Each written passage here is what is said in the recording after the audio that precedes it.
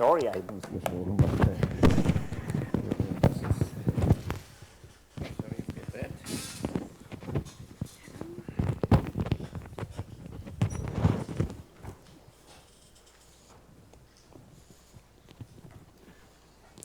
Hello, is this? Okay. Great. So I'm just finishing up my PhD at the University of Waterloo, and I'll be moving here to Santa Cruz in September to start a postdoc working with Brant Robertson. So this is the Via Lactea simulation. It shows the formation of a Milky Way type galaxy. And I just want to point out that this is a dark matter only simulation, and as it's forming, you get all this substructure. So each of these little bright points is a subhalo, and you can watch how as they merge in, the material gets stripped off of them. And so I'm going to be talking about how those individual subhalos evolve. And here's a few reasons why people care about substructure. It might be a good place to test for the nature of dark matter. For example, warm dark matter can disrupt low mass subhalos. Self-interacting dark matter can decrease the central densities. Also, substructure contributes a lot to a potential dark matter annihilation signal. It's also important for galaxy formation. So, because subhalos live in satellite galaxies live in subhalos, and also a lot of observational results depend on things like mock galaxy catalogs. So one way to study individual subhalos is through isolated simulations. So here's what one of those look like. So I've drawn in the background host potential with these circles here just to show some contours. And it starts off with deplacing the subhalo within that potential and then just letting it orbit around and the mass get stripped off of it. And I'm going to be focusing on these types of simulations for the talk. So this is work I did with James Taylor from the University of Waterloo and Andrew Benson, who's at Carnegie. They both have these beautiful headshots that I found on the internet.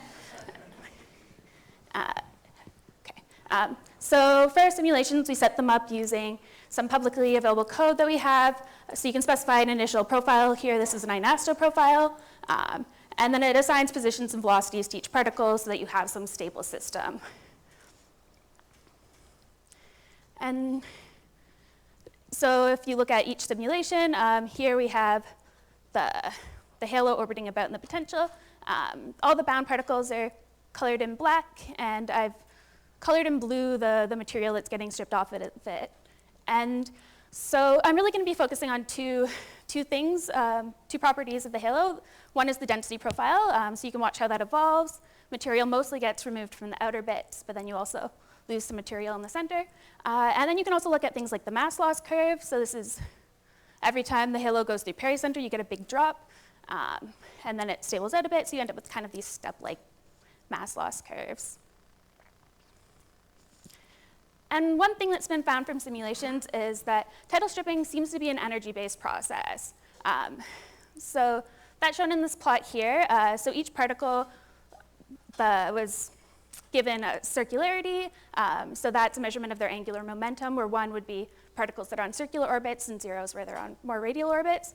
And on the bottom here, this is an energy parameter that characterizes how bound the particles are. So 0 would be particles that are unbound. And this is after the satellite's gone through 1, 3, and 5 orbits. And I've colored the fraction of particles in that space that are bound after each of those orbits. So red is all the particles are still remaining bound to the halo. And you can see this, you kind of get these vertical lines in the space where it seems to be cutting it down along the energy axis. So it does seem like tidal stripping is primarily energy-based. So we wanted to come up with a mathematical way to describe this. So here is the distribution function for an NFW profile. So here on the y-axis, that is the mass per phase space volume. It's kind of like a 6-dimensional density. And then here on the y-axis, that's that same energy parameter, where 0 are unbound particles and 1 are the most bound particles. And so we wanted to truncate this in energy space. So basically, we're saying any particles that are less bound than 0.4 in this example are going to get removed. So what we actually did was we lowered the distribution function, which is similar to the way a King model is derived. And then if you integrate over velocities, that will give you a density profile. So this is our model for how the density profile evolves. And here is what it predicts for an NFW profile. So the NFW profile is in black, and then as you truncate to higher and higher energies, you get these profiles. And okay, so here I'm gonna just show how that compares to simulations, as well as some of the other models that are in the literature. So here on the top right now I have the NFW profile and then the simulation results after it's gone through one orbit. And on the bottom I'm gonna show residuals. So Hayashi et al., this is a really common empirical fit to the data, and it does quite a good job. The Penarubia, they also came out with an empirical fit, but theirs is a little bit more general because it's not just for NFW profiles. And this is by Sheridan Green, who I met at this conference. He's at the back there. He sent me his fits yesterday, so I got to put them on. And it does a really excellent job. The residual is about 0. So this is kind of an update of the Hayashi fits. So yeah, that would be really great for semi-analytical modeling if anybody's interested in that. And then in red, this is ours. So the errors there are pretty comparable to like the Hayashi and Penarubia fits. But the one advantage that our model has is that it's physically motivated, and also it's potentially universal. So our, unlike the other fits that are shown here that are calibrated to simulations of specific initial conditions, ours doesn't specify anything about the initial profile.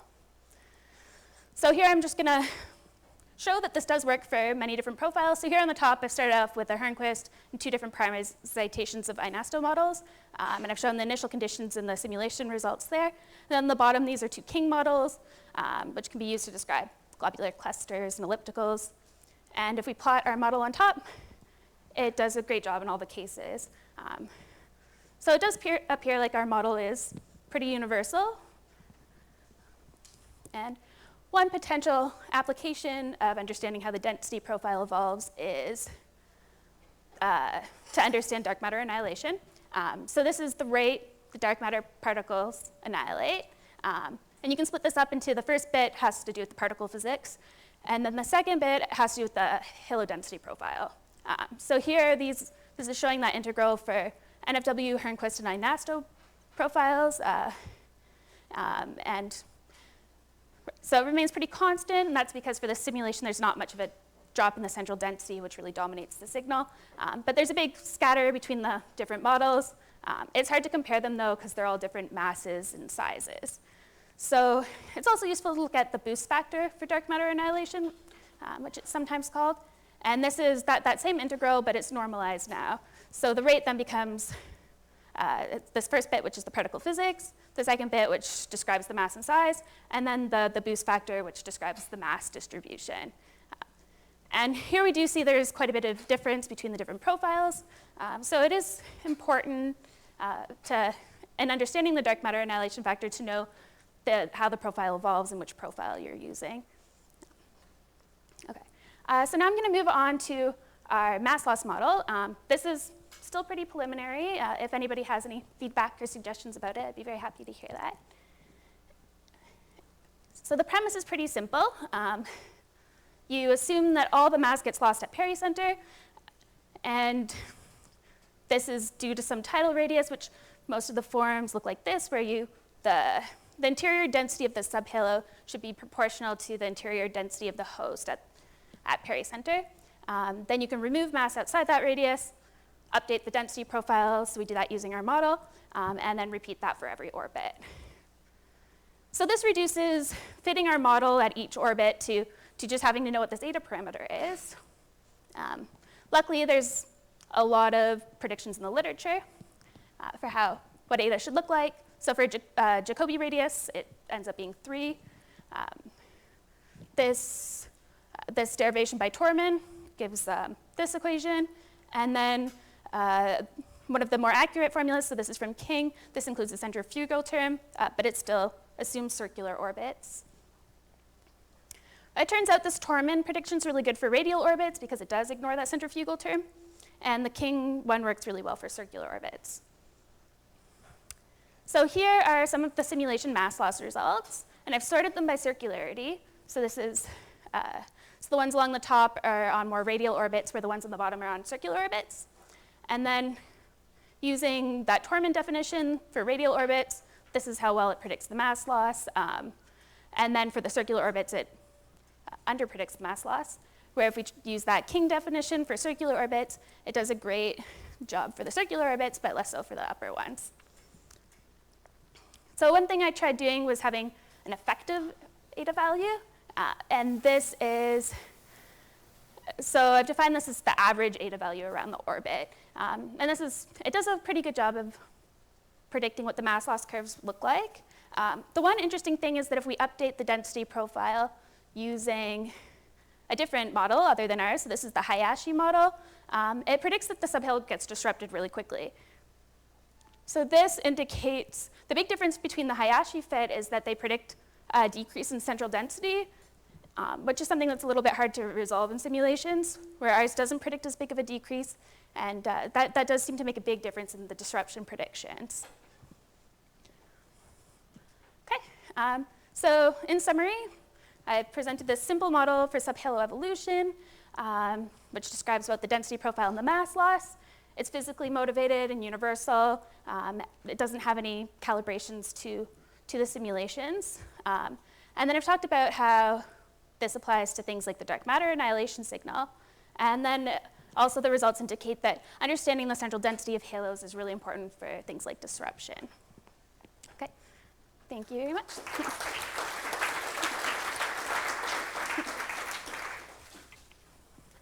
Questions? So I guess in your model, your density profile evolution is mostly a function of the fractional mass loss, right? And you played with different initial profiles. I wonder, like, what if you add, like, I guess in your simulations, your host halo is the NFW halo, right? Yes. Have you considered, like, adding a disk potential that mimics the baryonic component? Right, kind of like James Bullock's work. I have thought about it. I haven't done it yet. Okay. But yeah, that would be very interesting.